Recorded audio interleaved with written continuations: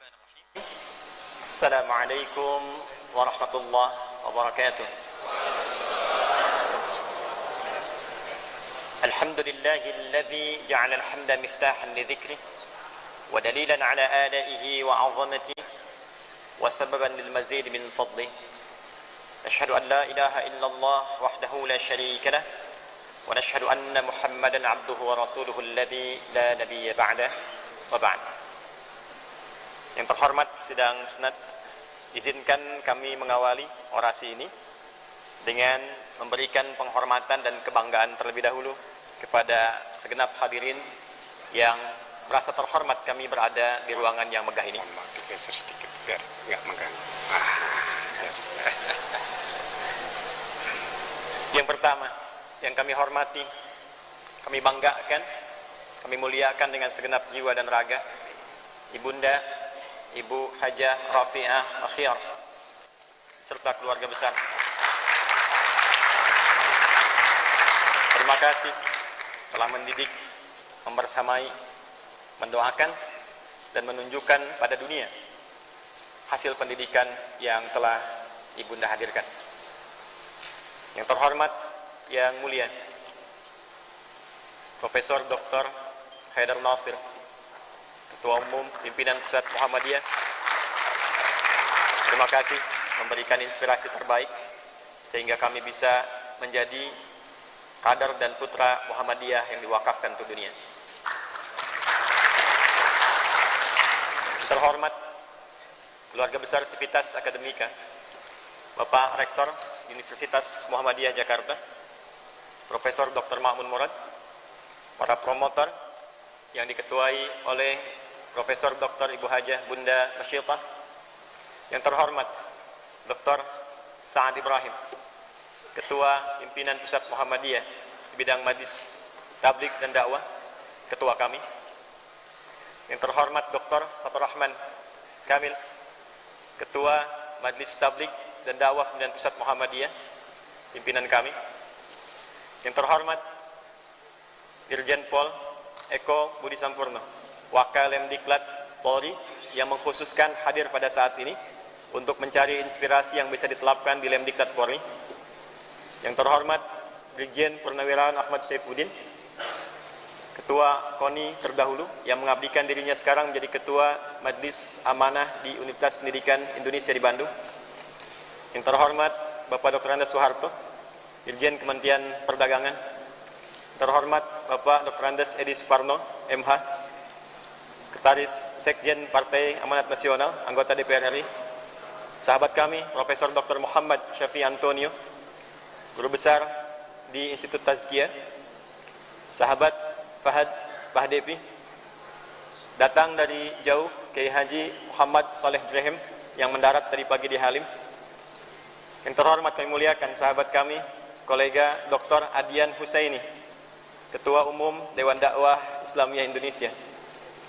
Sa'adat Ma'ali, Sa'ad Safir Jumhuriyat Sudan Asyaqiqah di Indonesia, Sa'adat Dr. Muhammad Imam Abd Jamiyah Dakwah Islamiyah Libya, Sa'adat Al-Amid Kuliah Dakwah Islamiyah Trablus Libya, Rektor Universitas Kuliah Dakwah Islamiyah Libya yang sengaja terbang ke Indonesia untuk menghadiri acara ini, Dr. Abu Bakar Abu Syir, Sa'ad Dr. Syekh Abdullah Al-Ghamdi, Mudir Jamiat Al-Bunyan hafizahullah ta'ala, dan juga Rektor Jamiat Bunyan yang sengaja terbang dari Jeddah, Arab Saudi untuk menghadiri acara ini, Dr. Usama. Yang kami hormati Sekretaris Umum Majelis Ulama Indonesia Jawa Barat, Kiai Haji Muhammad Rafani Akhyar, paman kami tercinta. Beliau menggantikan peran ayahanda yang wafat saat kami 2 pekan berada di Ma'had Islam Darul Arqam Muhammadiyah Garut. Para kolega asatidah, Ustadz Fadlan Gamaratan, Ustadz Umar Mita, dan hadirin yang hadir yang tidak bisa kami sebutkan satu persatu. Ada yang terbang dari Toronto dan mendarat kemarin untuk menghadiri acara ini. Selamat datang Pak Suban. Dan juga khusus dikirimkan dari Sesko TNI dan Pusdiklat Pasus, terima kasih hadir membersamai saat ini. untuk mengambil inspirasi yang akan diterapkan nilainya pada pusat pendidikan TNI, baik di Sesko ataupun pusat pendidikan Kopassus di Bandung. Hadirin sekalian, mengapa manajemen pendidikan Islam berbasis Al-Quran dan Sunnah dipandang penting, serta boleh jadi menjadi satu-satunya solusi terbaik, bukan hanya mengatasi berbagai problem dinamika global saat ini, tapi juga mengantarkan kita pada kesuksesan misi yang diamanahkan oleh Allah untuk beraktivitas hidup di bumi. Kita mulai dengan dasar penetapan Allah dan pengangkatan kita dalam beraktivitas di bumi. Pertama, Allah Subhanahu wa ta'ala seperti kita ketahui menugaskan manusia berkehidupan di bumi sebagai khalifah yang memiliki setidaknya 4 makna utama dalam bahasa Arab. Pemakmur, dari kata amar yang berarti bermanfaat. Usia kita disebut umur untuk memberikan kesan bahwa selama berkehidupan mesti mampu melahirkan segala hal yang bermanfaat, memandang yang bermanfaat, punya kebijakan membuat yang bermanfaat, memiliki ilmu hadirkan yang bermanfaat, sehingga dengan itu makna yang kedua dapat membangun kesuksesan di semua lini berkehidupan, melahirkan kebahagiaan di setiap elemen kehidupan, dan yang terakhir, fungsi ini akan dijaga oleh setiap generasi yang saling menggantikan. Karena itu khalifah, sifat dari kata khalafa, yakhlifu atau yakhlufu, juga memiliki arti keadaan yang saling menggantikan dan tidak akan abadi. Setiap kita saat ini pasti akan digantikan oleh yang lainnya dan bertugas membangun kemanfaatan, kemajuan, kesuksesan, dan kebahagiaan yang mencerahkan. Yang menarik, bekal pertama yang Allah berikan sebagai instrumen untuk mewujudkan semua misi itu di setiap aktivitas kehidupan yang boleh jadi kita dapati. Anda boleh jadi pemimpin, Anda boleh jadi pebisnis, Anda boleh menjadi apapun yang dilakukan dalam kehidupan ini, dalam berbagai aktivitas. Tapi puncaknya, semua bekal pertama yang Allah berikan kepada seluruh yang bertugas sebagai khalifah ini adalah pengetahuan. Quran surah kedua Al-Baqarah di ayat ke-31, وَعَلَّمَ آدَمَ الْأَسْمَاءَ كُلَّهَا. Dan Allah ajarkan kepada Adam pertama kali sebelum turun ke muka bumi adalah pengetahuan. Al-ikhwah al-hudur, ya kama arafna an Allah subhanahu wa ta'ala indama khalaqa al-insan al-awwal wa qabla an ahbatahu ila ad-dunya liyaj'alahu khalifatan fil ard fazawwadahu bi shay'in muhimmin jiddan falaysa huwa min shu'un al-maddiyah wala mansab alladhi qad raghiba fihi ba'd al-insan وإنما زوده تعالى بالعلم فقال تعالى وعلم آدم الأسماء كلها. Fitrah pengetahuan ini ditanamkan dan diajarkan oleh Allah kepada semua nabi yang bertugas di muka bumi. Jadi setiap nabi yang dipilih oleh Allah dari mulai Adam sampai Muhammad sallallahu alaihi wasallam tidak dibiarkan bertugas kecuali diajarkan kepada mereka instrumen pengetahuan untuk membimbing seluruh umat di setiap generasi demi mencapai tujuan-tujuan tadi. Jadi kalau kita urutkan dari Nabi Muhammad sallallahu alaihi wasallam sampai Nabi Adam alaihi salam, kita akan temukan tidak pernah ada nabi bertugas di bumi kecuali melekat pada mereka bimbingan Allah yang menginstal langsung pengetahuan sesuai dengan zamannya. Nabi Muhammad sampai dengan Nabi Adam alaihi salam. Tujuan diinstal pengetahuan ini bukan sekedar menjadi bagian pengetahuan untuk membimbing umat semata, tapi mewujudkan tujuan dasar pemberian amanah Allah kepada setiap manusia di muka bumi. Maka dengan itulah diharapkan lahir kedamaian. Jadi bukan hanya mendidik yang pintar, tapi menghasilkan kedamaian dari pengetahuan itu, ketentraman, kemajuan, disertai kepatuhan dan ketaatan kepada Allah Subhanahu wa ta'ala. Tidak pernah ada nabi yang diutus oleh Allah membimbing setiap generasi kecuali misi yang dilekatkan pada mereka adalah bagaimana memberikan pencerahan kepada umatnya, mengajarkan pencerahan yang berkemajuan, menghadirkan ketentraman, kedamaian, dan kepatuhan pada Allah Subhanahu wa ta'ala. Kita urutkan dari Nabi Adam sampai dengan Nabi Muhammad sallallahu alaihi wasallam. Semua hal yang terkait dengan nilai-nilai ini hasil dari pendidikan yang disandarkan pada tuntunan Rabbani ini, maka menghasilkan semua sifat tadi yang secara umum frame-nya disebut dengan Islam. Maka kedamaian, ketentraman, kebahagiaan, kemajuan, kecerahan, itu bahasa singkatnya kalau kita masukkan semua makna tadi, maka disebut dengan Islam. Berasal dari kata silmi, muncul dari situ kata salam, dan frame-nya disebut dengan Islam. Maka ketika para nabi ditugaskan untuk mengajar dan mendidik dan membawa nilai-nilai Islam, maka menyatulah di sini apa yang disebut dengan tarbiyah Islamiyah atau pendidikan Islami. Selanjutnya kita akan coba mengambil model dari pendidikan yang disampaikan oleh Nabi Muhammad SAW, karena ini pendidikan yang paling menarik, paling komprehensif, dan paling berhasil di antara sekian banyak nabi yang pernah bertugas di bumi. Jadi kalau kita lihat, mohon maaf, Nabi Isa alaihissalam diutus, ditempatkan, bertugas di tempat yang sudah maju. Romawi sudah punya kemajuan, tapi bobrok dalam moral. Nabi Daud alaihissalam bahkan punya kemegahan istana. Nabi Sulaiman, Nabi Saleh, dan beberapa yang lain ditugaskan di tempat yang sudah punya peradaban.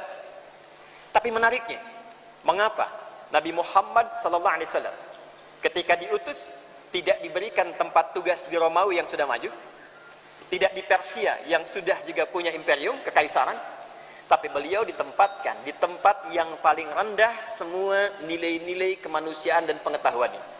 Tidak ditemukan pengetahuan yang baik di sana, tidak ada peradaban yang berkemajuan, tidak didapati nilai moral yang tinggi, sehingga semua menyimpulkan akumulasi semua kekurangan itu disebut dengan jahiliyah. Jadi kalau Anda ingin menemukan pezina yang khatam zina, itulah di tempat Nabi diutus. Kalau Anda ingin mencari pemabuk yang khatam semua jenis mabuk, bahkan pemabuk yang paling amatir itu 5 kali dalam sehari mabuknya, itu berada di tempat itu. Kalau Anda ingin menemukan pembegal yang paling sempurna, yang semua kampung begal semua, maka ada di tempat itu. Penipu, pemabuk, koruptor, semua jenis keburukan menyatu di satu tempat itu dan disebut dengan jahiliyah. Maka Allah tidak memberikan tongkatnya Nabi Musa alaihissalam kepada beliau, tidak juga memberikan mukjizat Nabi Isa alaihissalam atau nabi-nabi yang lainnya. Tapi yang Allah turunkan Al-Quran dan penjelasan-penjelasan yang diterangkan kepada Nabi dalam bentuk hadis atau sunnah Nabi Muhammad SAW. Maka kita temukan dalam penelusuran ini ada pendidikan Islami yang basicnya bersumber dari bimbingan wahyu Al-Quran dan penjelasan Nabi Muhammad SAW disebut dengan sunnah. Maka transformasi pendidikan yang diberikan oleh Nabi ini berhasil mengantarkan sifat jahiliyah yang kita kenal sekarang dengan khair ummah. Turun Quran surah ketiga Ali Imran ayat 110 untuk memberikan legitimasi atas perubahan itu. Kuntum khaira ummatin ukhrijat lin-nasi ta'muruna bil ma'ruf wa tanhauna 'anil munkar wa tu'minuna billah. Secara singkat hadirin sekalian, apa yang Nabi ajarkan yang bersumber dari Quran itu kemudian diterangkan lewat hadis itu secara luar biasa telah merubah masyarakat jahiliyah yang tadinya terbelakang menjadi masyarakat yang tercerahkan dan berkemajuan, yang mendapatkan langsung persetujuan dan legitimasi dari Allah Subhanahu wa taala yang kita sebut dengan khair ummah. Maka kurang lebih demikian bagannya disampaikan oleh seorang tokoh bernama Syamsuddin Az-Zahabi dalam kitab beliau yang fenomenal Syiar A'lam Nubala. Ini kurang lebih yang dihasilkan oleh Nabi selama 23 tahun bertugas. 40 orang yang dididik di Mekah, dikenal dengan As-Sadiqun Al-Awwalun, menghasilkan kemudian 12.000 orang di kota Yathrib, yang hasil pendidikan beliau merubah Yathrib menjadi Al-Madinah Al-Munawwarah, suasana kota yang tercerahkan dan berkemajuan. Selama 23 tahun berhasil melahirkan 38 panglima. Satu panglimanya itu setara kekuatannya bisa menaklukkan Persia dan Romawi. Yang kelak cabang dari panglima itu melahirkan kurikulum yang diadopsi di Afrika Utara. Afrika Utara menjadi provinsi negara Islam pada masa itu. Gubernurnya Musa bin Nusair, panglimanya Tariq bin Ziyad.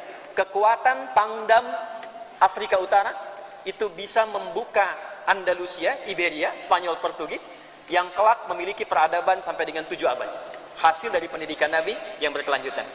Nabi melahirkan pemimpin, birokrat, ilmuwan, ulama yang tak terhitung, kemudian saudagar. Saya ambil 3 saja dari 5 saudagar terbaik di era Nabi. Yang 3 ini punya aset yang kami hitung sejak di eranya. Utsman bin Affan 850 juta US dollar. Zubair bin Awam radhiyallahu taala anhu punya aset 1 miliar US dollar. Abdurrahman bin Auf punya kekayaan kurang lebih 3,2 miliar dolar di eranya. Yang kalau kita ambil satu saja Zubair bin Awam, kita konversi ke saat ini, kami hitung itu kurang lebih setara dengan 72.000 triliun untuk hitungan saat ini. Jadi Elon Musk yang punya 3.000 triliun itu baru 1/24-nya dari orang kaya yang dilahirkan dari pendidikan berbasis Al-Quran dan hadis Nabi Muhammad SAW. Baik, apa yang diajarkan oleh Nabi dan bagaimana kelak itu menjadi kurikulum pendidikan dan dimanage oleh Nabi sehingga melahirkan manajemen pendidikan Islam berbasis Al-Quran dan Sunnah serta mengimplementasikannya dalam kehidupan kita. Pertama, hadirin sekalian, kita temukan ada pedoman pokok berupa Al-Quran. Dulu, mohon izin dengan kalimat ini, Nabi mengajarkan Quran bukan sekedar bacaan. Karena bacaan itu diajarkan oleh Nabi untuk memahami isinya. Nabi mengajarkan bacaan Quran sekaligus dengan makna dan implementasinya. Ditemukan ternyata 6.236 ayat Al-Quran itu, kalau kita keluarkan, seluruhnya akan menjadi kehidupan, kurikulum kehidupan yang sesuai dan terkorelasi dengan semua aktivitas kehidupan manusia di muka bumi. Dari Al-Fatihah sampai dengan An-Nas.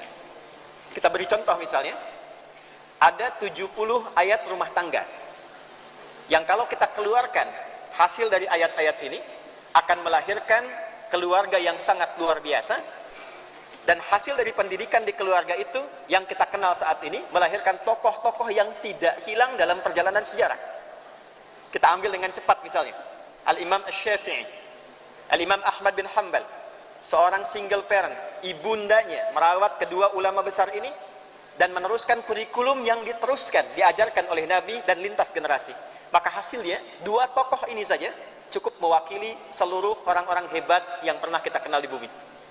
Ada ayat tentang bisnis, 10 ayat yang dijelaskan oleh Nabi SAW melahirkan banyak saudagar yang bukan hanya memiliki banyak harta, tapi mereka punya kesiapan untuk mensupport apapun dengan harta mereka dalam rangka menaati perintah Allah Subhanahu wa taala. Ada ayat tentang peningkatan pengetahuan, 779 ayat yang ketika dikeluarkan menjadi kurikulum itu yang melahirkan Al-Kindi, Al-Farabi, Al-Ghazali, Al-Khawarizmi, Al-Battani, Ibnu Sina, Ibnu Rushd, semua adalah produk dari hasil kurikulum Qurani 779 ayat. Dan menariknya, ulama-ulama ini, tokoh-tokoh hebat ini, tidak pernah terlihat mereka sukses kecuali ditemukan dalam biografinya usia 7 sampai 10 tahun maksimal seluruhnya sudah hafal Quran 30 juz dan memahami tentang kurikulumnya. Ada ayat tentang tata negara berjumlah 25 ayat. Ada ayat tentang hukum pidana berjumlah 70 ayat. Ada ayat tentang hukum acara berjumlah 13 ayat. Ada ayat juga terkait dengan aspek-aspek yang sekarang kita dapati di militer, di kepolisian. Bahkan kalau kita telusuri, ada ayat dasar-dasar yang terkait dengan tugas-tugas KPK sekarang misalnya. Dan kalau kita rumuskan, inilah yang menjadikan ayat-ayat ini sebagai dasar, bahkan value-nya bisa diberikan kontribusinya kepada nilai-nilai ketatanegaraan yang menghasilkan negara-negara maju, mencerahkan dan mendapatkan ridha Allah Subhanahu wa taala. Imam Al-Mawardi dari semua ayat-ayat ini berhasil merumuskan satu pedoman yang beliau namakan dengan kitab Al-Ahkam As-Sultaniyah, kitab undang-undang tentang rumusan hukum tata negara. Hadirin secara cepat, ayat tadi itu tidak berdiri sendiri. Dikala Anda bertanya bagaimana kita menemukan kurikulum tentang membangun pengetahuan di kampus misalnya, kurikulum tentang bisnis, kurikulum tentang menata pasukan militer yang kuat, bagaimana mengeluarkan ayatnya, seperti apa implementasi value-nya, maka para ulama kita telah mengeluarkan satu konstruksi implementasi dari ayat-ayat ini melalui kodifikasi kitab-kitab hadis yang tersambung pada sunnah-sunnah Nabi Sallallahu Alaihi Wasallam. Kita beri contoh, misal ada kitab Sahih Al-Bukhari. Umat Islam kekinian melihat kitab hadis itu hanya sekedar kitab hadis sabda Nabi selesai. Padahal Imam Al-Bukhari menyusun kitab hadis ini untuk mengeluarkan semua kurikulum pendidikan di Al-Quran yang pernah dijelaskan oleh Nabi. Karena itu beliau sebutkan dengan nama Al-Jami As-Sahih Al-Musnad Al-Mukhtasar min umuri Rasulullah sallallahu alaihi wasallam wa sunanihi wa ayyamihi. Kata beliau, kitab ini khusus saya susun untuk mengeluarkan kurikulum kehidupan yang diajarkan oleh Nabi, yang bersumber langsung dari Rasulullah dan implementasinya selama 24 jam dari Nabi. Berisi 97 topik, 7.235 hadis, dan setiap topik berisi subtopik sesuai dengan kepentingan kurikulum hidup kita. Jadi kalau Bapak Ibu sekalian mengeluarkan tentang bimbingan pendidikan untuk anak-anak sekolah dari mulai kecil tingkat KB sampai dengan perguruan tinggi, Anda membuka topik ketiga Kitabul Ilmi, didapatkan kurang lebih 50 hadis, ayatnya ada di sana, subtopiknya ada di sana, bagaimana belajar yang efektif, menempatkan waktu untuk belajar, mengulang pelajaran, menghilangkan rasa lupa, itu terdapat di satu topik saja dari 97 topik. Tidak ada satupun ulama-ulama hebat yang belajar tumbuh jadi ilmuwan masa depan yang luar biasa kecuali mereka khatam bimbingan ini. Imam Muslim misal mengumpulkan jejak Imam Al-Bukhari, lalu menghadirkan 4.000 hadis disusun dalam 43 bab topik dalam kitab beliau yang terkenal dengan nama Sahih Muslim. Kalau kita buka, di dalamnya pun menyempurnakan kurikulum Al-Imam Al-Bukhari. Misal, di Imam Al-Bukhari, Sahih Al-Bukhari, kita tidak temukan tentang kurikulum tata negara, menata pemerintahan. Maka di Sahih Muslim, kita temukan namanya Kitabul Imarat. Topik tentang bahasan-bahasan pokok di bidang pemerintahan. Sekarang kita punya persoalan yang luar biasa di bidang korupsi. Itu ada di topik yang ke-13, bahasan khusus terkait pengentasan atau penghilangan nilai-nilai koruptif. Bagaimana menghindari gratifikasi, bagaimana menghindari sogok menyogok, bagaimana peluang-peluang bisa terjadi yang, mohon maaf, mereduksi nilai-nilai pemerintahan yang terbaik dalam konteks negara yang stabil. Maka Imam Muslim sudah merumuskan itu dan mengambil kurikulum dari Al-Quran dan hadis-hadis Nabi Muhammad SAW. Jadi kalau kita sekarang punya persoalan, sapi masih makan rumput, tapi manusianya sudah makan aspal dan jalan, itu 15 abad yang lalu, itu sudah ada pengentasan dan solusinya. Nah, semua kurikulum tadi, itu ternyata tidak berhenti di era Nabi. Karena value dari Al-Quran dan hadis itu salihun likulli makan wa zaman. Anda tidak temukan era Nabi saja yang maju di Madinah, tapi dibawa kemudian oleh era sahabat ke Mesir jadi peradaban, dibawa ke Andalusia jadi peradaban, dibawa ke Maroko, Marokonya maju, dibawa ke Tunis, Tunisnya maju, dibawa ke Nusantara setelah gugurnya dan menipisnya era Majapahit pada masa itu, ternyata melahirkan kesunanan yang maju. Riset kami menunjukkan semua orang-orang yang pernah memimpin di Nusantara ini ternyata bukan hanya ilmunya, nasabnya pun tersambung. Saya beri contoh. Mohon izin, mohon maaf. Sunan Gunung Jati, Syarif Hidayatullah. Beliau adalah anaknya Syarifah Mudaim, ibunda beliau. Suaminya Syarif Abdullah. Syarifah Mudaim ini punya kakak namanya Abdullah Iman atau Walang Sungsang. Punya adik Raja Sengara, ketiganya adalah putra Prabu Siliwangi. Punya istri namanya Nyai Subang Larang. Syarif Abdullah, ayahnya Sunan Gunung Jati, itu ternyata adalah ayah keturunan yang tersambung juga pada pendiri Muhammadiyah, Kiai Haji Ahmad Dahlan. Jadi kalau kita urutkan misalnya Kiai Haji Ahmad Dahlan bin Kiai Abu Bakar bin Kiai Sulaiman bin Kiai Ilyas bin Demang Jurang Juru Kapindo bin Demang Jurang Juru Sapisan bin Kiai Gerbek, Kiai Gerbek 1, Kiai Gerbek 2, Gerbek 3, Gerbek 4 ke atas itu kakek buyutnya Bapak Erlangga Hartarto.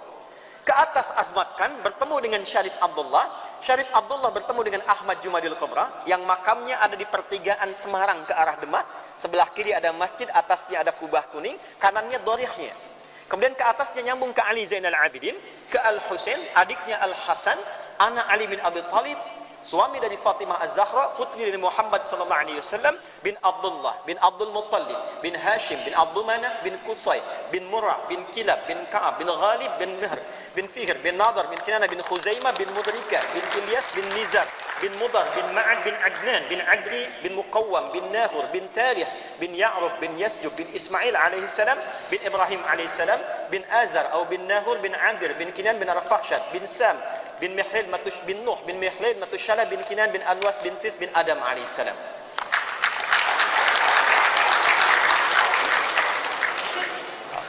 Ini mic-nya agak santai kayaknya.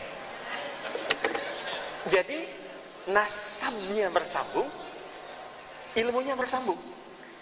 Dan Kiai Haji Ahmad Dahlan pun itu hanya mengeluarkan satu surah dalam Al-Quran, yaitu surah Al-Ma'un, yang dengan value, nilai-nilai surah itu. Dan beliau khatam penjelasan sunnah-sunnah nabinya. Itulah cikal bakalnya yang mengeluarkan kemuliaan-kemuliaan amal usaha di Muhammadiyah yang berwujud PKU, berwujud juga panti-panti yatim, pusat-pusat pendidikan. Dan dari satu ayat Quran surah ketiga Ali Imran ayat 104, lahirlah persyarikatan Muhammadiyah yang abadi melewati satu abad sampai dengan kini.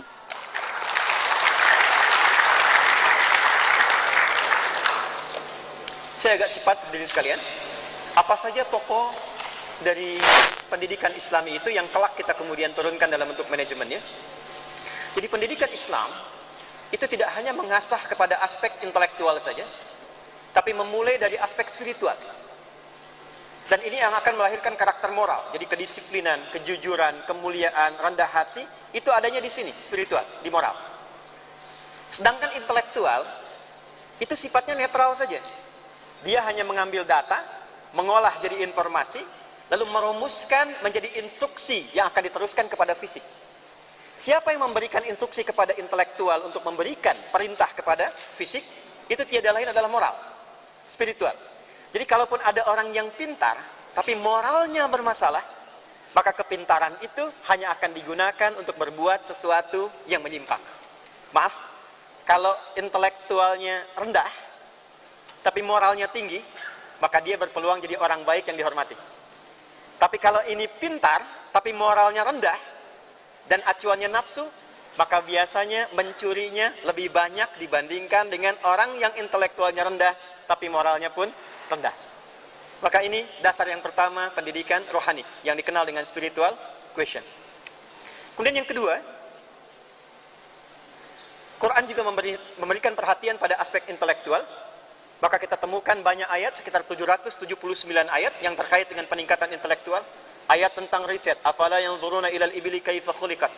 Ayat tentang merumuskan persoalan, afala tatafakkarun. Ayat tentang merumuskan sebelum terjadi sesuatu, afala yatadabbarun. Bahkan ayat pembuka pengetahuan disebut dengan Iqra bismi rabbikal ladzi khalaq. Yang ketiga, saya agak cepat karena waktu kita terbatas. Dari moral diteruskan ke intelektual, maka menghasilkan perintah kepada fisik yang dikenal dengan karakter kinerja atau akhlak. Ini tiga bagian yang kita satukan kalau digabungkan menjadi iman, ilmu, kemudian amal. Dan bila diintegrasikan, orang dulu menyebutnya dengan adab. Jadi pendidikan Islami itu secara singkatnya dulu disebut dengan adab. Kalau sudah disebut adab, itu bukan akhlak saja. Itu mencakup gabungan antara spiritual, moralnya baik, dekat dengan Tuhan, intelektual, dia pintar, sekaligus juga dia mampu mengamalkan apa yang telah dia dapati dari pengetahuan dan pendidikan moralnya. Ini diantara orang-orang, tokoh-tokoh hebat yang mewarisi kurikulum di masa lalu, yang bisa menyatukan ketaatan spiritual, kepintaran intelektual, dan juga kemampuan fisikal yang luar biasa. Kiai Haji Ahmad Dahlan, Kiai Haji Agus Salim, contoh diplomat, Buya Hamka, contoh ilmuwan, Panglima Besar Jenderal Sudirman. Jangan lupa, dulu ada juga Mr. Kasman Singendibejo. Beliau bagian dari militer. Kenapa yang dipilih Panglima Besar Sudirman? Karena beliau selain memiliki kematangan intelektual, justru lebih daripada itu memiliki kematangan spiritual yang luar biasa. Beliau adalah seorang guru Muhammadiyah di Cilacap. Tolong ingat kalimat ini, guru Muhammadiyah di Cilacap, yang mendapatkan pendidikan warisan dari nilai-nilai keislaman sehingga menjadi panglima besar yang sangat luar biasa. Buya Muhammad Nasir tidak diragukan, ya, Perdana Menteri pertama Indonesia yang juga mewakili nilai-nilai yang tadi telah disampaikan. Maaf, saya hanya ingin ngambil satu bagian saja. Buya Muhammad Nasir, Perdana Menteri, ilmunya luar biasa, jaringannya sangat luas, tapi begitu tinggi moralnya, begitu hebat intelektualnya, begitu luar biasa akhlaknya, menyumbang segala untuk kepentingan negara kesatuan Republik Indonesia, yang selesai menjabat bahkan tak punya harta sedikit pun kecuali sepeda yang ditentengnya saja.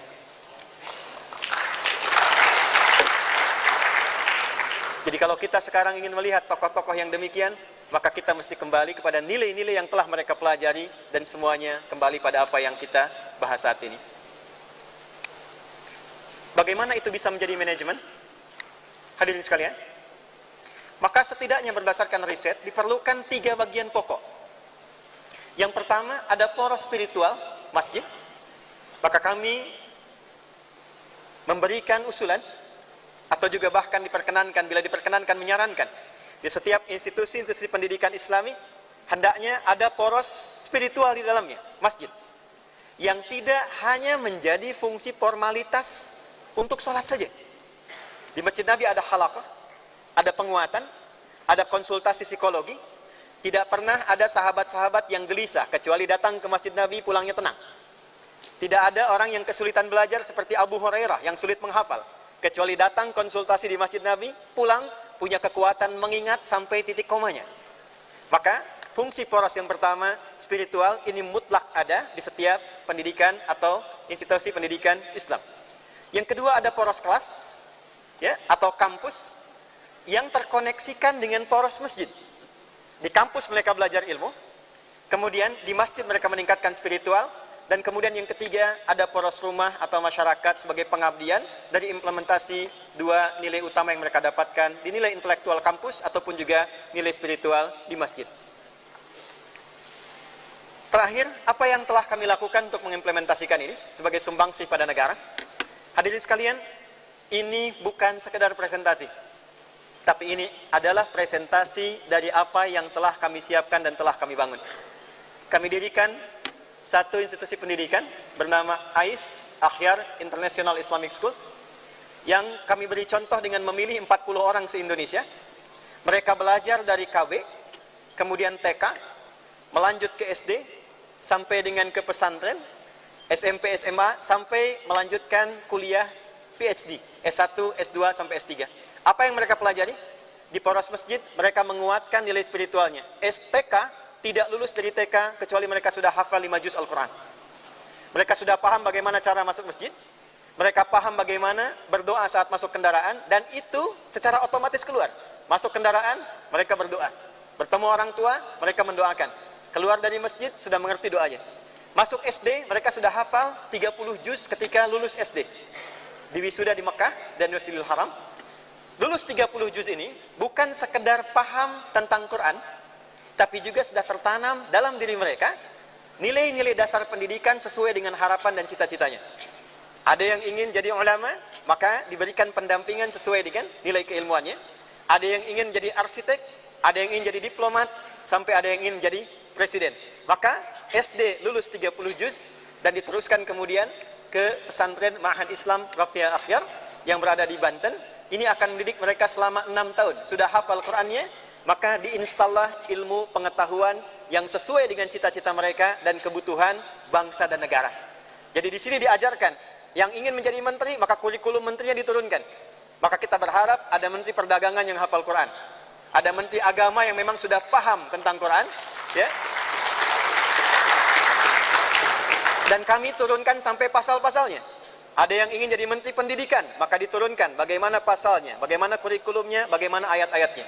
Termasuk yang ingin jadi dokter, maka dikirimkan di sini, diberikan kurikulum Qurannya, hadisnya, dan ada kelas 400 dokter profesional membimbing mereka selama mereka belajar di pesantren ini.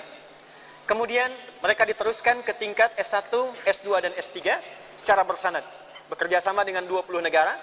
Dan hasil akhirnya adalah, pertama, kapanpun Muhammadiyah siap menerima mereka, mereka siap berkhidmat, ditempatkan di berbagai majlis, lembaga, biro dengan kemampuan yang bersanad. 30 juz Quran, paham di bidangnya, ilmunya sudah melekat dan diabdikan untuk kepentingan bangsa dan negara. Indonesia memanggil, mereka sudah siap dengan ilmunya dan dasar ketaatan spiritualnya. Dunia memanggil, mereka pun siap untuk memberikan kontribusi terbaik sesuai dengan apa yang diharapkannya. Terakhir, sebagai penutup, apa yang kami sampaikan saat ini berkesesuaian dengan harapan besar Negara Kesatuan Republik Indonesia, bahkan tercantum dalam Undang-Undang Sisdiknas nomor 20 tahun 2003. Pasal menimbang, poin B, disampaikan Undang-Undang Dasar tahun 1945 mengamanatkan pada pemerintah untuk mengusahakan satu sistem pendidikan yang meningkatkan keimanan dan ketakwaan kepada Tuhan Yang Maha Esa serta akhlak mulia. Ini peran kami untuk mewujudkannya. Bagi teman-teman yang di TNI hadir pada saat ini, 7 Sabta Marga, kami warga negara Indonesia yang bersendikan Pancasila. Kedua adalah patriot, ketiga adalah kesatria. Kami kesatria Indonesia yang beriman pada Tuhan Yang Maha Esa, menegakkan kebenaran, kejujuran, dan keadilan. Baru kemudian yang keempat menjadi tentara Indonesia. Tidak menjadi tentara kecuali dia beriman kepada Tuhan Yang Maha Esa. Tidak menjadi tentara kecuali dia menjadi kesatria yang bertakwa. Maka konsep pendidikan berbasis pada Al-Quran dan Sunnah bisa diimplementasikan di militer, bisa diimplementasikan di dunia pendidikan, bisa diimplementasikan di dunia bisnis, kapanpun negara membutuhkan. Khususnya untuk visi emas Indonesia 2045, maka program yang kami gagas insya Allah sudah selaras dengan visi negara, bangsa, Persyarikatan Muhammadiyah. Mudah-mudahan ke depan kita memiliki generasi emas Indonesia yang berkemajuan. Nasrun minallahi wa fathun qarib. Terima kasih atas segala perhatian. Dengan bangga saya ingin tutup dengan satu kalimat. Saya Adi Hidayat, putra dan kader asli Muhammadiyah.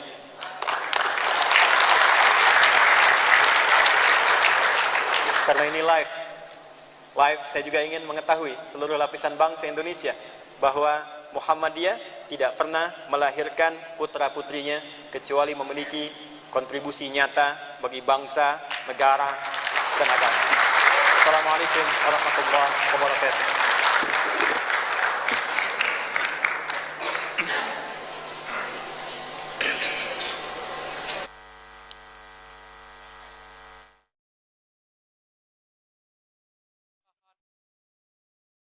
Acara penganugerahan gelar kehormatan Dr. Honoris Causa oleh Ketua Senat. Ustadz Adi Hidayat disilakan maju ke depan dan menerima surat keputusan penganugerahan gelar kehormatan Dr. Honoris Causa. Kami silakan Ketua Senat didampingi Rektor untuk menyerahkan surat keputusan Dr. Honoris Causa kepada Ustadz Adi Hidayat.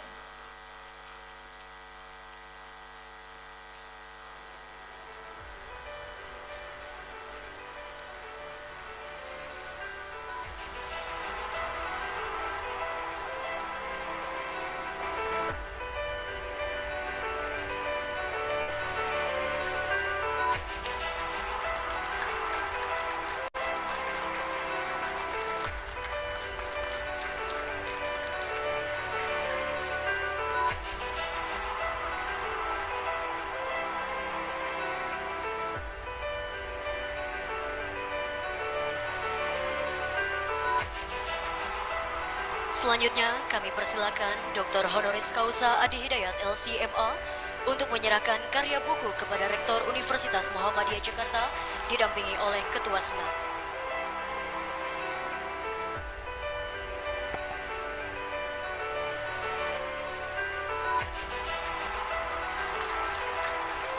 Jadi ini implementasinya, yang ini paket hafal Quran 30 juz.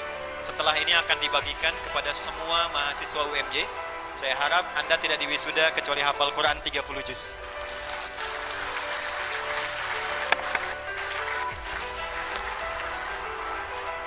Kami persilakan Rektor, Ketua Senat, dan Dr. Honoris Causa Adi Hidayat LCMA untuk duduk kembali.